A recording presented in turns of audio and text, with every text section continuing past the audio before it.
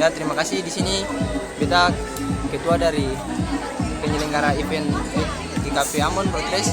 Di sini katong dari GKP Ambon katong laksanakan kegiatan sepeda ini karena katong lama mungkin dari setelah dari COVID itu sampai sekarang belum ada event ini lagi.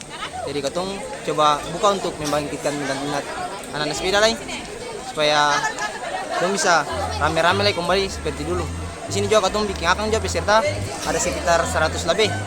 Ada dari Ambon, dari Masoi, dari luar juga ada. Kemudian antusias anak-anak untuk mengikuti lomba ini bagaimana? Ada lumayan sangat ramai karena ada dari tim-tim motor lah, ada yang datang nonton dari luar-luar semua, ada yang datang dari Masoi bawa penonton juga. Kemudian katong selenggarakan ini juga karena katong ada mencari dana par katong ka Nabire, jadi sekaligus mencari dana terus sama katong membangkitkan minat sepeda kembali. Oke, terima kasih. Terima kasih sudah nonton. Jangan lupa like, subscribe, dan share ya.